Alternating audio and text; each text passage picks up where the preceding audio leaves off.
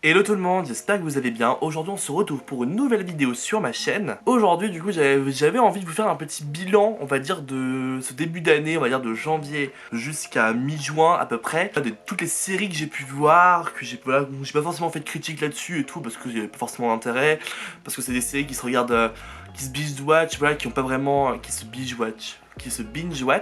Ou des séries voilà où vraiment où j'ai pas pris le temps de faire de critiques voilà et tout.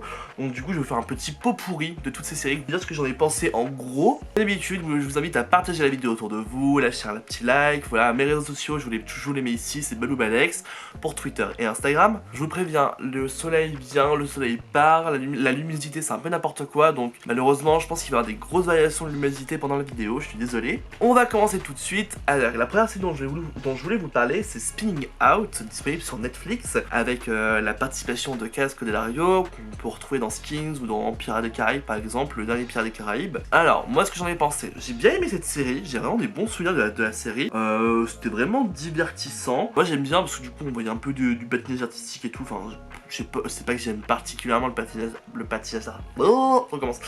C'est pas que j'aime particulièrement le patinage artistique, mais c'était plutôt sympa et tout. Et puis moi j'étais content de revoir Casco Delario dans une série. C'est une actrice que moi j'aimais bien, du coup c'est dans Skins, donc c'est vraiment cool de la revoir en fait. C'est un peu dommage du coup qu'il l'a arrêté, parce que du coup ils ont décidé de pas renouveler pour une deuxième saison. Il y avait des bons moments, sa relation un peu chelou avec sa mère était vachement intéressante. Avec son partenaire, il y a un peu une relation de amour-haine que je trouve aussi intéressante. Donc c'est un peu dommage. Et puis sa copine, voilà, je sais plus comment elle s'appelle, elle est d'origine asiatique, enfin voilà, et qui en fait pousse son corps à bout pour réussir une figure. J'ai trouvé ça aussi triste et aussi intéressant. Deuxième série du coup que j'ai regardé, c'est Watchmen, qui est disponible sur HBO Max.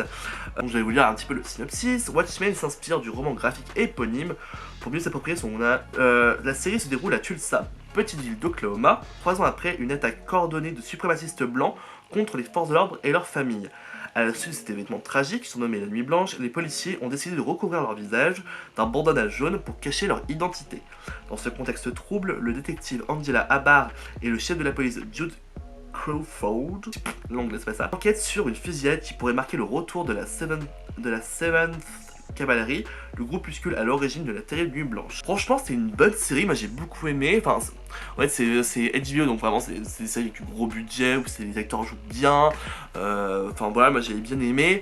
Il y avait tout un truc autour du coup, donc il y a un peu des super héros et tout, donc ça c'est cool aussi, voilà. Donc moi j'ai pas vu le film Watchmen, je sais pas du tout ce que ça donne ce film. Moi j'avais bien aimé, il y a 9 épisodes. Et du coup on peut vraiment voir la progression de cette enquête, voilà, avec une enquêtrice l'enquêtrice, comment elle s'appelle déjà? Donc je crois que c'est Laurie, mais je suis pas sûr. En gros c'est une enquêtrice, voilà, que moi j'aimais bien aimer, j'ai regarde vraiment des bons souvenirs de cette série. Malheureusement le showrunner a décidé de pas continuer la série, donc du coup ça s'est arrêté là. Mais franchement les 9 épisodes sont bien complets, il y a vraiment une vraie histoire, et ça laisse du coup sur une fin ouverte. Où chacun peut s'imaginer ce qu'il y a. C'est pas un cliffhanger, c'est vraiment voilà, s'il n'y a pas de doute, on sait ce qui va se passer, ça laisse sur une fin ouverte, donc voilà, c'est plutôt cool. C'est 9 épisodes, ça va plutôt vite en soi, donc ouais, franchement allez-y, en vrai c'est une bonne série. Ensuite du coup à la mi-janvier, la saison 2 de Sex Education qui était sortie sur Netflix. Moi j'aime bien cette série parce que franchement ça aborde de très bons thèmes de sexualité, voilà. Je pense que c'est une très bonne série pour ados. Les personnages ont bien sûr enfin les personnages qui ont 16 ans sont joués par des personnes qui ont 24 ans, mais bon ça c'est l'éternel problème des séries pour ados. Moi ce que j'aime bien c'est que ça aborde voilà plein de thèmes de sexualité, voilà, que tout le monde se pose en fait, voilà. Ça aborde beaucoup de questions LGBTQ+. C'est très coloré, moi j'aime beaucoup les looks, c'est les looks de toutes les personnes qui sont dedans, voilà, c'est très coloré. On voit aussi le traumatisme d'une fille, voilà, qui a subi une agression sexuelle dans son bus, et du coup qui est complètement traumatisée, qui peut pas reprendre le bus. Donc on voit voilà comment elle va réussir à construire, comment elle va réussir à parler de ce traumatisme, et comment elle va réussir à reprendre le bus avec ses amis, avec le soutien de ses amis. J'ai beaucoup aimé cette saison 2. La saison 1 n'avait pas forcément laissé un très bon souvenir, comment le fils du directeur, voilà, essaie de construire, essaie de se reconstruire parce qu'il découvre du coup qu'il est bisexuel, et comment il essaie de se construire et tout parce qu'il est vraiment, il est empreint d'homophobie, et comment il essaie de combattre un peu tout ça. Donc voilà, moi j'ai vraiment, Otis c'est super, la mère d'Otis est un personnage juste génial. La scène où elle danse avec la mère, avec la femme du principal là, elle est tellement drôle quand ils sont en boîte sur sur Kella, Freed from Desire. Elle est trop bien cette scène, moi j'avais vraiment adoré. Donc vraiment franchement une très bonne série, moi franchement là je vous la conseille à 100%. C'est une série pour ados, mais ils ont réussi du coup à faire que potentiellement les adultes peuvent s'intéresser.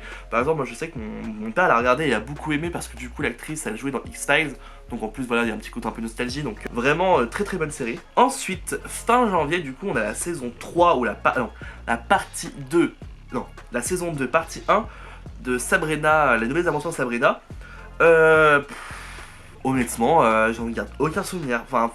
Ça m'a vraiment pas marqué, j'ai pas trouvé ça top. Franchement, j'ai souviens que le dernier épisode, je me suis même dit, ah putain, qu'est-ce qu'elle est conne cette Sabrina. Franchement, c'était prévu à 10 minutes ce qui allait se passer. Je regarde pas forcément un très bon souvenir, donc c'est un peu dommage. Le petit côté féministe au début de la série, il a un peu disparu, je trouve, au fil des saisons. La transidentité, du coup, alors je sais plus comment il s'appelle, malheureusement. Théo, qui est un adolescent trans. J'avais bien aimé, du coup, voir sa transition et toutes ces questions autour de l'identité qui étaient intéressantes. Sinon, les amourettes un peu de Sabrina, je m'en bats un peu les couilles franchement, entre Nicolas et Hervé, moi j'étais là genre prends un de deux meuf, arrête de tergiverser 15 ans quoi, enfin voilà. Je trouve que ça devient un peu une intrigue un peu à la Riverdale, donc j'ai un peu peur pour la suite des épisodes. Mais bon, ça se laisse regarder, hein, c'est pas non plus horrible comme série. Il y a eu aussi la partie 2 de la saison 6 de BoJack Horseman. BoJack Horseman, bah, c'est une série vraiment que j'adore, où on peut voir vraiment, du coup ça suit l'histoire de BoJack Horseman qui fait une profonde dépression sous l'alcoolisme, et on voit que tout ça, en fait, il y a une conséquence sur les personnes autour de lui, voilà, et clairement, et sur les femmes autour de lui, particulièrement. Ça a des conséquences très néfastes pour elle, et comment il essaie un peu de se reconstruire, comment il essaie un peu de, voilà, de naviguer entre ça, il souffre de dépression, il souffre d'un profond alcoolisme, d'une profonde solitude aussi. Donc moi, j'avais beaucoup, il y a plein de thèmes, il y a beaucoup de thèmes qui sont abordés, moi, que j'aime beaucoup, enfin voilà. Il y a une vraie réflexion autour de la dépression, une vraie réflexion autour de la place des hommes dans la société, de la place de la drogue. Donc moi j'ai vraiment aimé pour une série animée, franchement c'est vraiment pas mal. Donc moi vraiment je la conseille, franchement c'est dans mes séries préférées celle-ci. Ensuite du coup je me suis tapé la saison 3 de Black Lightning, je vais y arriver. Et du coup bah ça parle de Black Lightning, voilà, qui est un super héros voilà, noir, et qui a une famille, et au fur et à mesure les autres enfants se rendent compte qu'eux aussi ils ont des pouvoirs, il y a des relations de pouvoir, qu'il est directeur d'un lycée, il y a une association, une organisation voilà, un peu terroriste qui prend le contrôle de la ville. Donc cette saison 3, franchement je regarde pas non plus un souvenir hallucinant. Moi ce que j'aime bien du coup c'est qu'on voit vraiment par contre des personnages différents qu'on voit moins dans les séries. Enfin du coup là les personnages sont noirs, donc déjà voilà il y a une vraie représentation des minorités. Il y a beaucoup de personnages LGBT, donc ça aussi c'est agréable franchement voilà. On sort un peu aussi des clichés voilà de... Enfin je veux dire il y a pas mal de personnes grosses dans la série, qui ont des problèmes de poids, donc c'est cool de voir un peu. En fait, ça c'est des séries qu'on peut...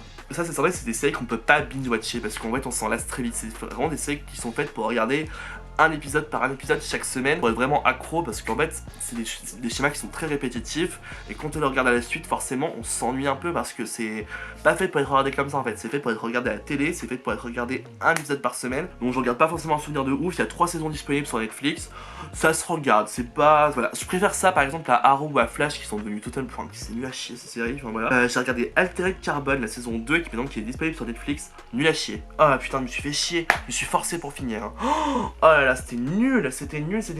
Franchement, j'ai pas du tout aimé, genre... en vrai, j'arrivais même pas à retrouver la cohérence avec la première saison, enfin voilà. Les acteurs jouent pas top, moi je trouve, enfin... Ah ouais, moi j'ai pas du tout aimé la saison 2 d'Altered Carbon, enfin...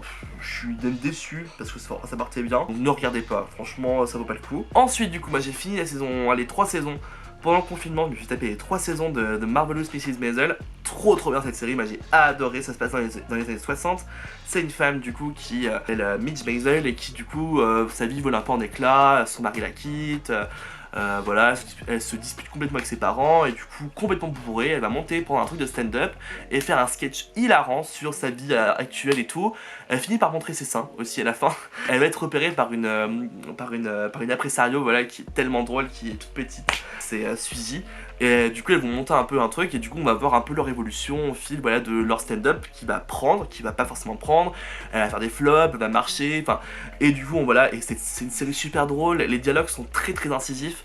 Donc les dialogues, la productrice de la série c'est celle qui faisait Gilmore Girl, et on savait déjà qu'elle adorait faire d'énormes tirades dans ses vidéos, dans ses séries. En fait c'est très bien écrit, c'est vraiment une belle plume, donc ça se ressent totalement dans la série. C'est aussi très bien écrit, voilà, Bon, c'est un petit peu, des années 60 un petit peu idéalisé, par exemple, le personnage de Midge Maisel est juive, bah, y a pas, elle subit pas tant que ça le racisme, alors que je pense que quand même dans les années 60, l'antisémitisme était quand même bien présent. Même en ce qui concerne la ségrégation raciale, qu'on voit pas trop alors dans les années 60, clairement ça y allait quoi, enfin genre les noirs et les blancs ne se mélangeaient pas hein. Donc voilà, bon ça c'est les seuls défauts que je trouve à cette série. Mais sinon c'est une très bonne série, c'est très feel good, c'est super, les dialogues sont très drôles, sont très incisifs, moi j'aime beaucoup cette série, je vous la conseille franchement vivement, c'est sur Amazon Prime. Alors là on va passer du coup à la pire série de cette liste, Riverdale, c'est une catastrophe. Alors, à leur décharge, il y a eu le coronavirus, ils n'ont pas pu terminer de tourner les épisodes, donc du coup, certaines intrigues ont dû être squeezées, je le comprends, mais sinon c'est de la merde, franchement, mais à l'aide, oh là là, il n'y a plus de sens dans les intrigues, quoi, c'est une catastrophe, enfin genre, il y a des intrigues qui sont complètement oubliées, il y a Archie qui devient super-héros, Véronica qui se lance dans le business du rhum, enfin genre, mais n'importe quoi cette série, franchement, quoi. Ah là là, enfin, je vais pas parler des derniers épisodes parce que genre là, du coup, il y a vraiment zéro cohérence, enfin voilà, il y a des gens qui meurent, on s'en bat les couilles, on en reprend pas. La Cheryl, elle a un mannequin de son frère dans la cave, tout le monde s'en fout, enfin, il y a plus aucun sens, hein, vraiment quoi, enfin, c'est une catastrophe cette série, franchement. Bon, franchement, maintenant je regarde juste parce que c'est comme Pretty Little Liars et ça me fait rire de regarder ça. Ensuite, Dynasty, du coup, la saison 3 qui est sortie sur Netflix il y a pas très longtemps, genre il y a un mois à peu près. Du coup, il y a 20 épisodes. Comment dire en fait, tous les personnages sont bien construits, ça y a pas de souci. Fallon est super drôle, Sammy Joe, moi je l'adore aussi. Enfin, tous les personnages sont cool, voilà, le père, le majordome, enfin vraiment tous sont vraiment super cool. Mais pareil, ça souffre quand même d'un scénario qui est vraiment pas exceptionnel, enfin moi je trouve. Ça part un peu dans tous les sens aussi. Pareil, ils ont pas pu tourner des épisodes dans cette série du coup parce que à cause du coronavirus. Mais bon, ça excuse pas tout non plus. Moi je trouve que vraiment des moments, franchement, je trouve ça pas super top non plus comme série.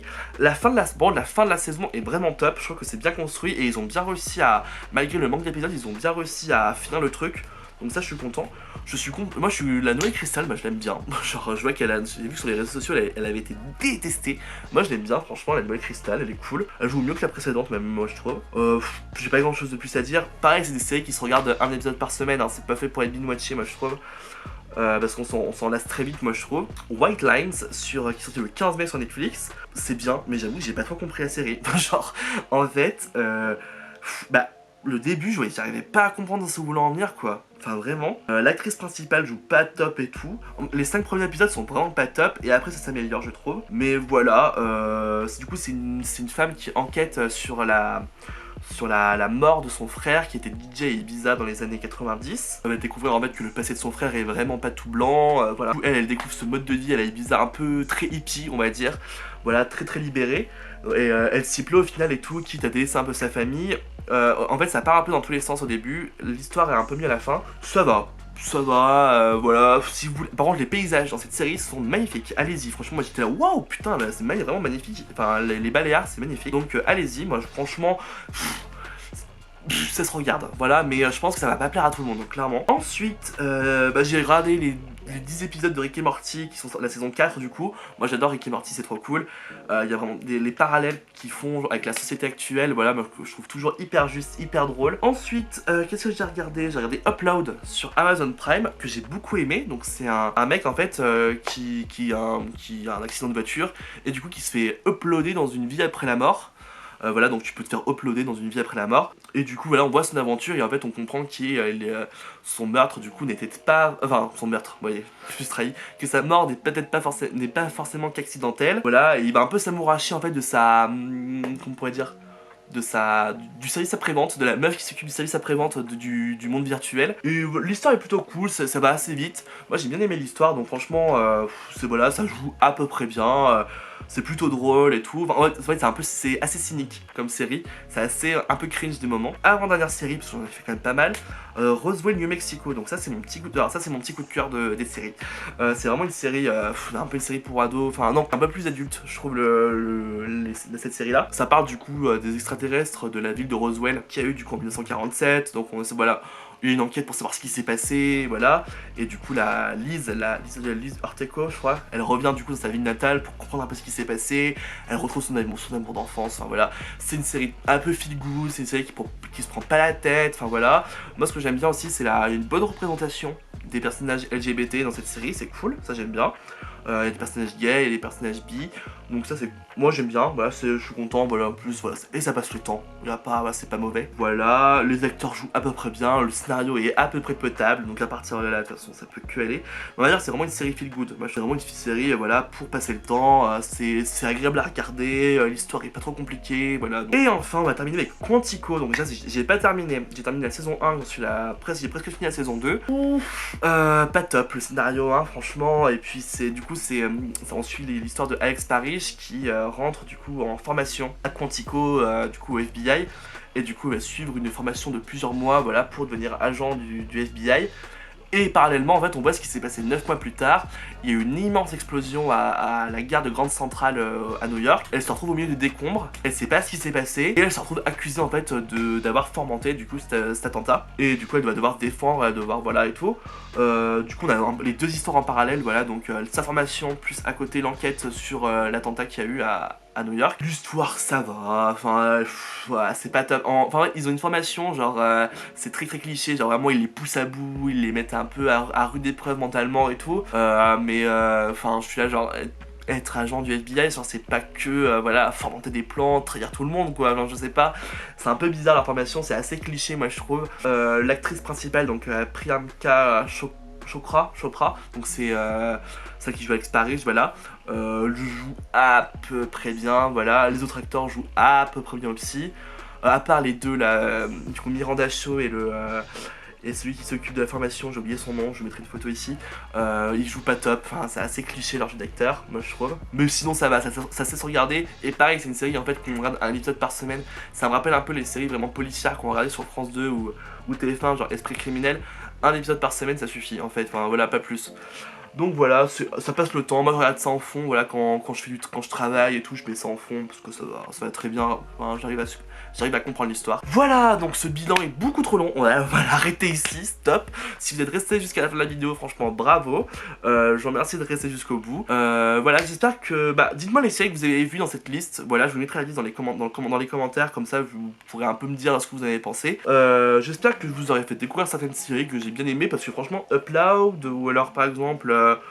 Dynasty, ou enfin voilà, c'est des séries que j'ai vraiment aimé. Enfin, Black Lightning, vous voyez, c'est des séries ça va quoi, genre j'ai bien aimé et tout. Donc j'espère que je vous ai donné envie de regarder quelques séries. Je vous embrasse, vive la France et vive le déconfinement. Salut!